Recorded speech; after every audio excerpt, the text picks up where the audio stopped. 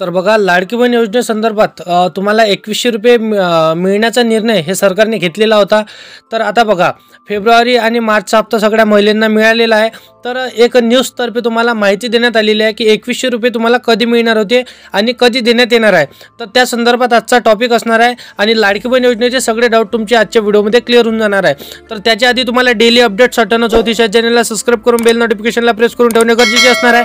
तरच तुमच्याकडे हर एक व्हिडिओची न्यू आणि नवीन नोटिफिकेशन अशीच येत राहील। तर मित्रांनो, चॅनलला नक्की सबस्क्राइब करून ठेवा। तर बघा, इथे तुम्हाला लाडकी बहीण योजनेसंदर्भात खूप सारे माहिती हे आज तुम्हाला जाणून घ्यायचे आहे।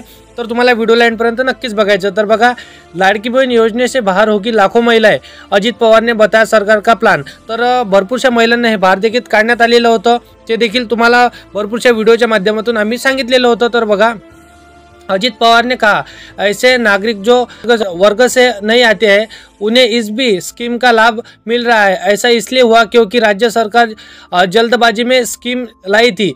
दरअसल चुनाव से पहले एकनाथ शिंदे के सीएम रहते हुए यह स्कीम लॉन्च हुई। त्यानंतर बघा, त्यांनी सांगितलं, महाराष्ट्र में महिलाओं को हर महीने 1500 रुपये देने वाली लाड़की बहन योजना में बड़ा बदलाव होने वाला है। इसके तहत ऐसी लाखों महिलाओं को लिस्ट से बाहर किया जा सकता है जिनकी आर्थिक स्थिति अच्छी है या फिर वे खुद बढ़िया काम कर रही है। वित्त मंत्री अजित पवार ने सोमवार को विधानसभा में बताया कि इस स्कीम को खत्म नहीं किया जाएगा। तर पहा, अजित पवारने सांगितलेलं आहे की ह्या स्कीमला खत्म करण्यात येणार नाही, म्हणजे कंटिन्यू ही स्कीम चालू राहणार आहे। बघा, इस स्कीम को खत्म नहीं किया जाएगा, लेकिन मुख्यमंत्री लाड़की बहन योजना में बदलाव जरूर किया जाएगा। इस स्कीम को लेकर कई विधायकों चिंता जता रही थी, जिसके बाद में अजित पवार बदलाव की बात कही। अजित पवार ने कहा, ऐसे नागरिक को कमजोर आर्थिक वर्ग से नहीं आते हैं उन्हें भी इस स्कीम का लाभ मिल रहा है। ऐसे इसलिए हुआ क्योंकि राज्य सरकार जल्दबाजी में स्कीम लाई थी। दरअसल चुनाव से पहले ही एकनाथ शिंदे के सीएम रहते हुए यह स्कीम लॉन्च हुई थी।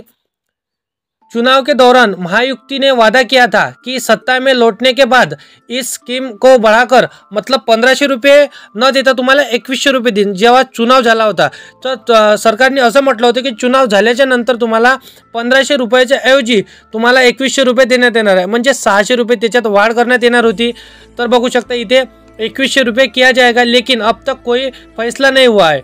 इस बीच सरकार ने यह ऐलान जरूर कर दिया है कि स्कीम को समीक्षा होगी और अपात्रों को बाहर किया जाएगा। हालांकि अजित पवार ने अपात्र होने को भी और अपात्र लोगों को भी एक राहत दी है। उन्होंने कहा है कि ऐसे लोगों से रकम की रिकवरी नहीं की जाएगी जिन्हें अपात्र होने के बाद भी योजना का लाभ मिला। अजित पवार, हम स्कीम से खुद किसी को बाहर करने से पहले अपील करेंगे कि जो लोग अभी आर्थिक रूप से सक्षम है वे इसका लाभ न ले। यह ऐसे होगा कि जैसे पीएम नरेंद्र मोदी ने लोगों से गैस सिलेंडर छोड़ने की अपील की थी और गॅस सबसिडी सिलेंडर छोडणे की अपील की थी। तर बघू शकता, त्यांनी अशा प्रकारे देखील सांगितलं की जे आर्थिक मदतीने एकदम कमजोर आहे आणि खरोखर ते जे गरीब लाडक्या बहिणी असणार आहेत त्यांनाच 2100 रुपये दिले जाणार आहे, अशा पद्धतीने त्यांनी सांगितलेलं आहे। तर अजून समोर माहिती आहे। तर आतापर्यंत तुम्ही चॅनलला सबस्क्राइब नसन करून ठेवले तर चॅनलला नक्कीच सबस्क्राइब करून ठेवा, कारण की अशीच योजना संदर्भात आणि नवीन जॉब अपडेट्स तुम्हाला या आणि शेती संबंधित माहिती तुम्हाला या चॅनलवरती भेटत राहणार। तर चॅनलला नक्कीच सबस्क्राइब करून ठेवा। तर बघा, देवेंद्र फडणवीस ने सीएम बनने के बाद ही कहा था कि इस स्कीम के तहत पात्रों की सूची की समीक्षा की जाएगी। उनका कहना था कि बड़ी संख्या में अपात्र लोग भी इस सूची में शामिल है। अजित पवार का लिस्ट की समीक्षा करने वाला बयान अब तक आया है, जब कहा जा रहा था कि सरकार के पास फंड की ही कमी है। दरअसल बड़ी राशि लड़की बहन योजना में ही खर्च हो रही है। ऐसे में तर बघू शकता, इथे सांगण्यात आले की इंफ्रास्ट्रक्चर योजनाओं को पीछे धकालने पड़ रहा है। मतलब भरपूरशा योजनांतून हे भरपूरशा महिलांना बात करण्यात येणार आहे आणि अपात्र करण्यात येणार आहे, असे त्यांनी सांगितलेलं आहे।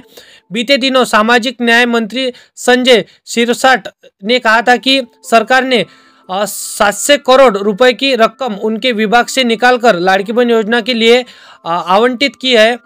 बता दें कि विधानसभा चुनाव से पहले सरकार ने इस स्कीम के लिए 46,000 करोड़ रुपए का फंड रखा था, लेकिन 2025 और 26 में इसके लिए 36,000 करोड़ का फंड ही निर्धारित किया गया आहे। तर बघू शकता अशा प्रकारे त्यांनी सांगितलेलं आहे। म्हणजेच लाडकी बहीण योजनेत हे खूप पैसे चाललेले आहेत, त्या कारणास्तव ज्या खरोखर गोरगरीब महिला असणार आहे आणि खरोखर त्याच महिलांना ह्या योजनेचा आवश्यकता असेल त्याच महिलांना हे योजना सुरू राहणार अशा प्रकारे त्यांनी सांगितलेलं आहे। आणि त्याच महिलांना 2100 रुपये मिळणार, जसे की ज्या महिला जॉब करत असतील आणि आर्थिक सहायता त्यांना हवी नसेल आणि त्या जॉब करत असेल आणि चांगली त्यांच्या घरची प्रकृती असेल, व्यवस्था असेल, तर त्या महिलांना ह्या योजनेचा कुठलाही फायदा दिला जाणार नाही अशा प्रकारे त्यांनी स्पष्टपणे सांगितलेलं आहे। आणि लवकरच तुम्हाला 2100 रुपये देखील देण्यात येणार आहे अशा प्रकारे त्यांनी सांगितलेलं आहे। तर तुम्ही बघू शकता इथे त्यांनी काय सांगितलं आहे, चुनाव के दौरान महायुति ने वादा किया था, मतलब चुनाव होण्याच्या नंतर तुम्हाला वादा झाला आहे आणि तुम्हाला त्यांनी आश्वासन दिलं होतं की चुनाव झाल्यानंतर तुम्हाला हे 2100 रुपये आम्ही देईल। तर बघू शकता चुनाव के दौरान महायुति ने वादा किया था कि सत्ता में लौटने के बाद इस रकम को बढ़ाकर 1500 के एवजी 600 रुपये वाढ करून 2100 रुपये दिया जाएगा। तर अशा प्रकारे त्यांनी सांगितले होतं।